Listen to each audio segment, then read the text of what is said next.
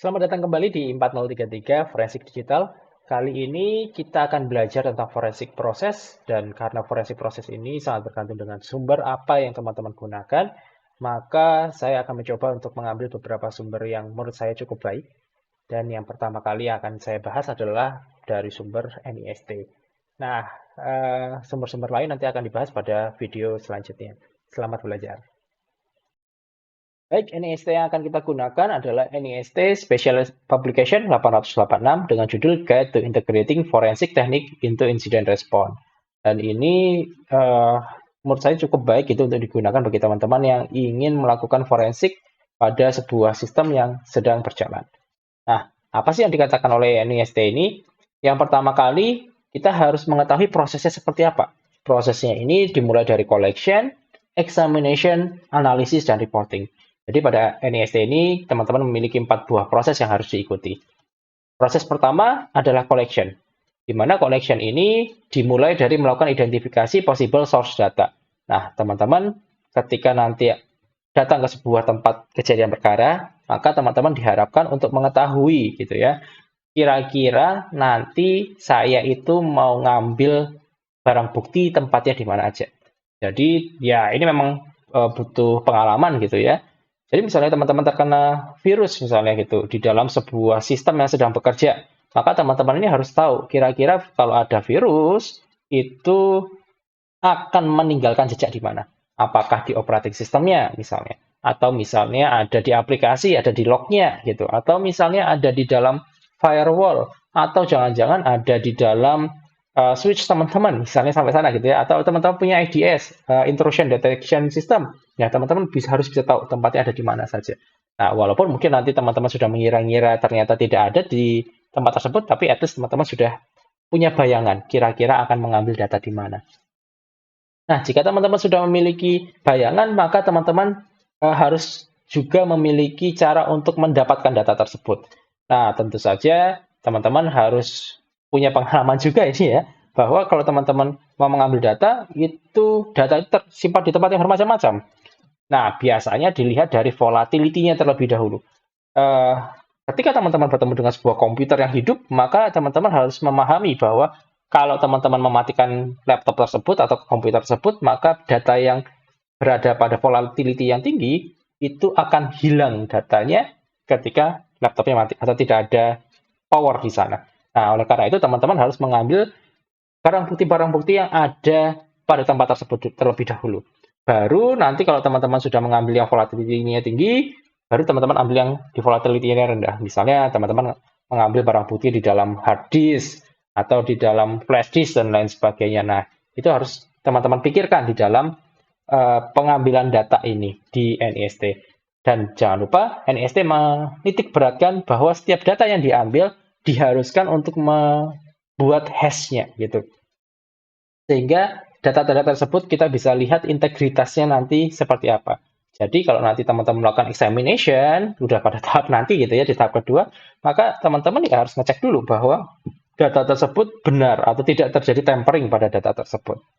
Nah, ini yang ada pada tahap kedua di dalam collection. Tahap ketiganya adalah consider incident response. Teman-teman harus paham bahwa dalam suatu misalnya serangan tadi malware gitu ya, server produksi ini nggak bisa mati lama. Jadi kalau semakin lama mati, maka kerugian ini akan sangat banyak gitu dalam suatu organisasi.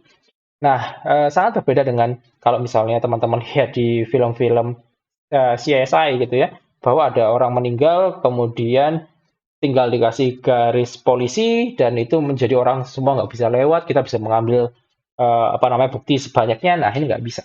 Teman-teman harus paham bahwa ya tadi, bahwa setiap detik itu akan berakibat kepada kerugian berapa juta, misalnya seperti itu. Sehingga insiden respon ini akan berjalan. Nah, ketika insiden respon berjalan ini, teman-teman juga harus tahu bahwa hati-hati nih, insiden respon berjalan bisa saja menghilangkan evidence yang ada. Makanya teman-teman harus melakukan kolaborasi terhadap tim insiden respon sehingga nanti data-data yang ada, evidence-evidence yang ada itu tidak ikut terbuang. Tapi ketika mereka melakukan insiden respon terhadap tadi serangan malware misalnya, evidence-evidence itu diamankan, gitu. Tidak semuanya dihilangkan atau tidak semuanya diiris gitu ya, tapi bisa kita ambil satu persatu. Nah, ini perlu kolaborasi dengan tim incident response. Selanjutnya, tahap kedua adalah examination. Nah, di tahap examination ini, NIST akan memberikan sebuah cara untuk melakukan exam ya, atau melakukan pengecekan terhadap beberapa sub topik yang ada gitu. Yang pertama adalah data files, yang kedua adalah operating system, yang ketiga adalah network traffic, keempat adalah application, dan kelima adalah multi-source. Jadi kalau teman-teman nanti membaca dokumen ini, teman-teman bisa melihat bahwa, oh kalau misalnya saya punya evidence dalam data file, apa sih yang harus saya lakukan? Tools yang saya gunakan apa? Nah, itu ada di dalam NIST ini. Jadi teman-teman silahkan untuk membuka atau untuk membaca dokumen ini karena menurut saya ini akan menjadi bantuan bagi teman-teman kalau misalnya teman-teman mengalami kesulitan. Nah, setelah teman-teman sudah tahu data evidence-nya ini bagaimana diolahnya, maka perlu teman-teman lakukan yang namanya analisis. Nah, kalau saya baca dari NIST yang 886 ini, bisa saya simpulkan bahwa analisis ini merupakan sebuah connection. Jadi teman-teman sudah punya yang namanya barang buktinya seperti apa, teman-teman sudah tahu kasusnya seperti apa, maka teman-teman ini diminta untuk merangkai. Kalau teman-teman ini punya barang bukti seperti ini, maka setelah diolah berubah menjadi seperti apa, hasilnya seperti apa. Nah, apakah ini akan dapat menyokong atau dapat mendorong kasus ini menjadi terbuka atau tidak? Nah, itu harus teman-teman rangkai. Nah, bisa jadi bahwa teman-teman ini kekurangan data gitu ya nggak masalah. Tapi teman-teman bisa sudah melakukan analisis dan setelah melakukan analisis teman-teman akhirnya kesimpulannya itu ya nggak masalah gitu karena memang itulah keterbatasan manusia. Kita tidak bisa absolut mengatakan bahwa oh, pasti ini bisa ketemu. Nah, kadang-kala memang kalau kita kekurangan evidence ya setidaknya kita sudah mencoba melakukan examination, kita sudah mencoba untuk melakukan perangkaian-perangkaian, tapi ya itulah yang bisa teman-teman laporkan gitu ya. Ya, nggak masalah. Yang penting sudah disambungkan dari satu titik ke titik lain. Nah, setelah itu maka dibuatlah sebuah reporting.